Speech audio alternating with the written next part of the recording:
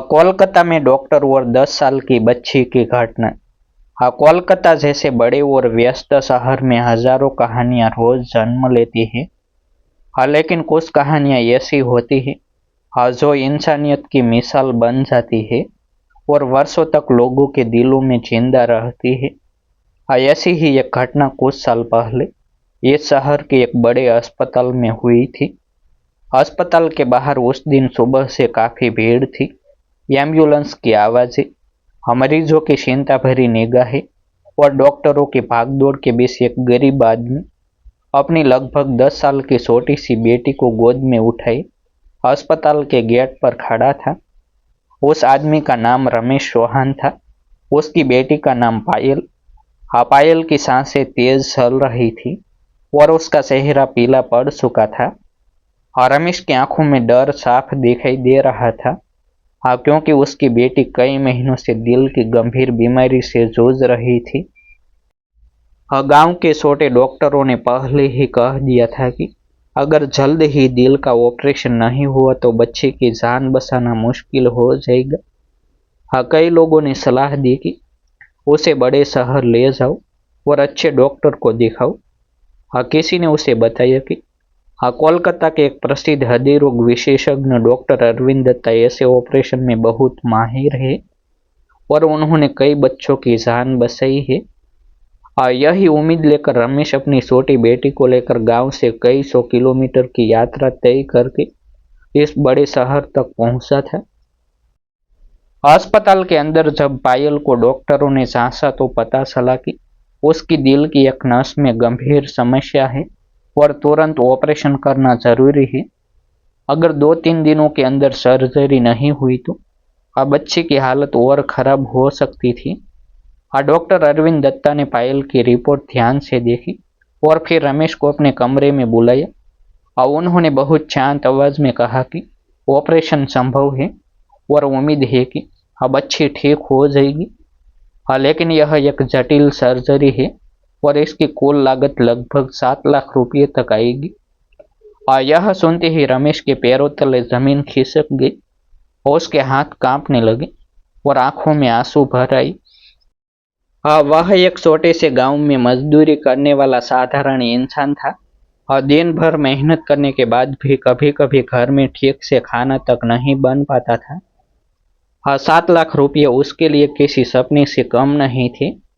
वह कुछ देर तक चुप रहा और फिर डॉक्टर के सामने हाथ जोड़कर बोला कि हाँ साहब, मेरे पास इतने पैसे नहीं है, लेकिन मेरी बेटी को बचा लीजिए।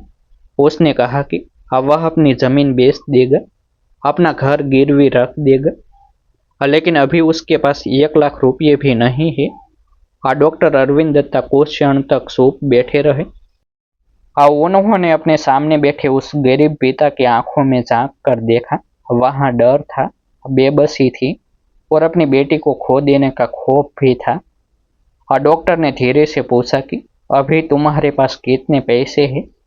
रमेश ने कांपती आवाज में कहा कि उसने गांव वालों से उधार लेकर और अपनी पत्नी के गहने बेचकर मुश्किल से 50,000 रुपये इकट्ठा किए हैं।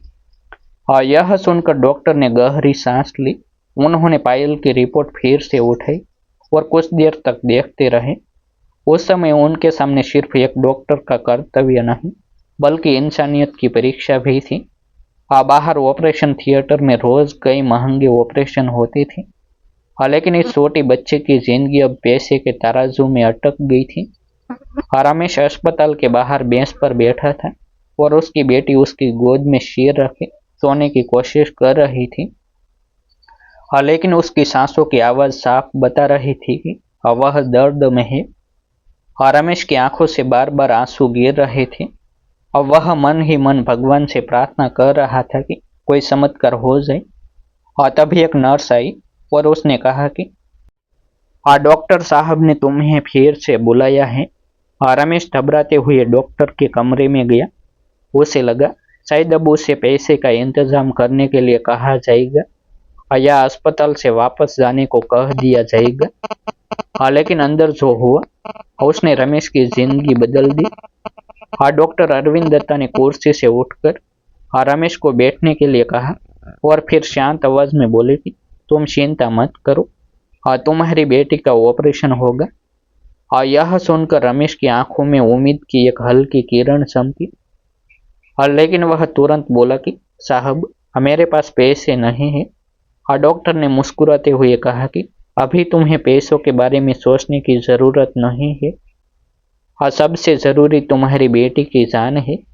यह सुनकर रमेश कुछ पल के लिए समझ ही नहीं पाया कि क्या हो रहा है। उसकी आंखों से आंसू बहने लगे और वह डॉक्टर के पैरों की ओर झुकने लगा। लेकिन डॉक्टर ने तुरंत उसे रोक लिया। अस्पताल के स्टाफ को जल्दी से ऑपरेशन की तैयारी करने को कहा गया। पायल को ऑपरेशन थिएटर में ले जाया गया और रमेश बाहर बैठकर भगवान का नाम लेने लगा।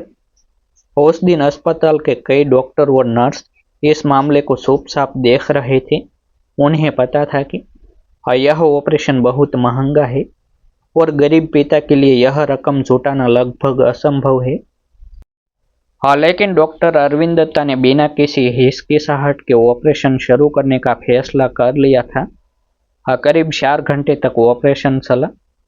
बाहर बैठे रमेश के लिए हर मिनट 1 साल जैसा लग रहा था। उसके मन में डर था कि कहीं उसकी बेटी को कुछ हो न जाए।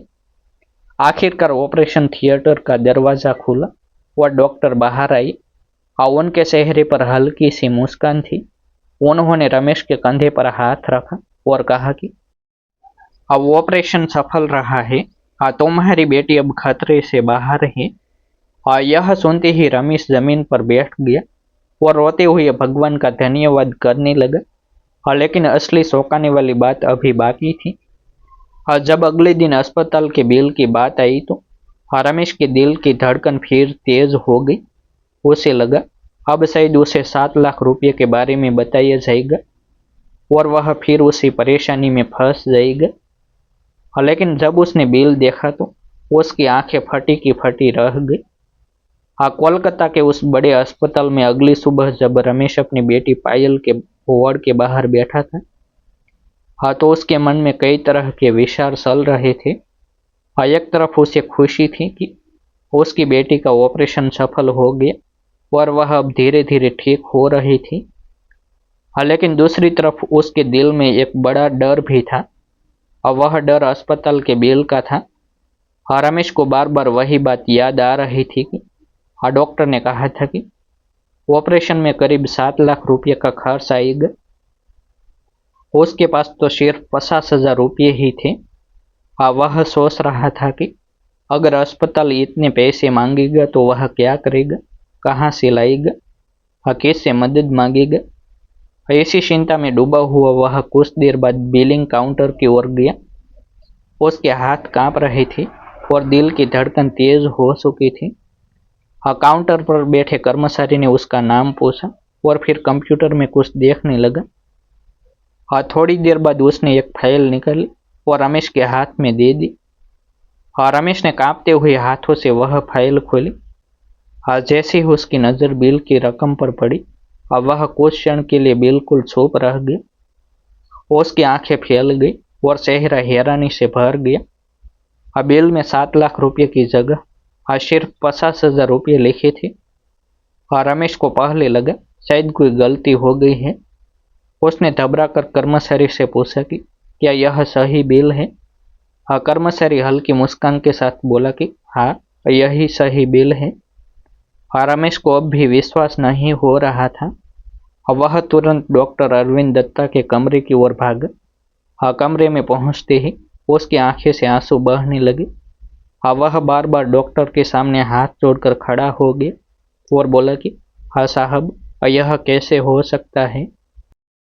ऑपरेशन इतना बड़ा था और बिल इतना कम कैसे आ गया। डॉक्टर अरविंद दत्ता ने शांत मुस्कान के साथ उसकी ओर देखा और धीरे से कहा कि हाँ रमेश, जब तुम पहली बार अपनी बेटी को लेकर मेरे पास आई थी, तब मैंने तुम्हारी आंखों में एक पिता का दर्द देखा था।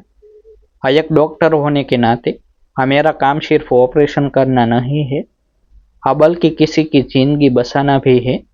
तुम्हारी बेटी को तुरंत इलाज की ज़रूरत थी और अगर हम पैसे का इंतज़ार करते रहते तो शायद देर हो जाती।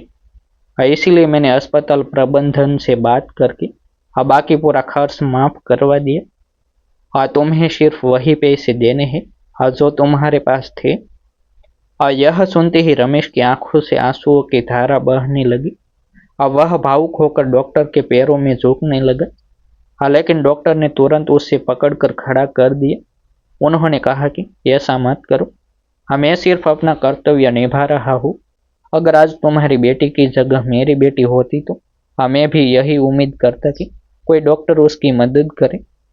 उसी समय पास खड़ी एक नर्स भी यह सब सुन रही थी। उसकी आंखें भी नम हो गई। अस्पताल के कई कर्मचारियों को भी जब यह बात पता चली तो वे डॉक्टर की इंसानियत की तारीफ करने लगे। उस दिन पूरे अस्पताल में यही चर्चा थी कि आज के समय में भी ऐसे डॉक्टर हैं जो पैसे से ज्यादा इंसानियत को महत्व देते हैं। कुछ दिनों बाद पायल पूरी तरह स्वस्थ होकर अस्पताल से छुट्टी पाने वाली थी। जब वह अपने पिता के साथ डॉक्टर से मिलने गई तो उसके छोटे छोटे हाथों में फूलों का एक गुलदस्ता था। और उसने मुस्कुराते हुए डॉक्टर को वह फूल दिए और मासूम आवाज में कहा, धन्यवाद डॉक्टर अंकल, आपने मुझे बचा लिया। और यह सुनकर डॉक्टर अरविंद दत्ता की आंखों में भी हल्की नमी आ गई। और रमेश ने जाते समय डॉक्टर से वादा किया कि वह अपनी बेटी को पढ़ाएगा और उसे एक अच्छा इंसान बनाएगा। उसने कहा कि वह जिंदगी भर इस एहसान को नहीं भूल पाएगा। और डॉक्टर ने मुस्कुराकर बस इतना कहा कि अगर तुम सच में मेरा धन्यवाद करना चाहते हो तो अपनी बेटी को अच्छी शिक्षा देना और उसे सिखाना कि जिंदगी में हमेशा जरूरतमंद लोगों की मदद करनी चाहिए। उस दिन रमेश अपनी बेटी का हाथ पकड़कर अस्पताल से बाहर निकला तो उसके कदम हल्के लग रहे थे। उसकी आंखों में खुशी के आंसू थे और दिल में एक ही भावना थी, दुनिया में अभी भी इंसानियत जिंदा है। कभी कभी एक डॉक्टर का असली ऑपरेशन सिर्फ शरीर का नहीं बल्कि इंसानियत का भी होता है। और उस दिन डॉक्टर अरविंद दत्ता ने यही साबित कर दिया था। ऐसे डॉक्टरों को सलाम करना चाहिए। फिर मिलते हैं एक नई स्टोरी के साथ। आभार। जय हिंद, जय भारत। यह कहानी काल्पनिक है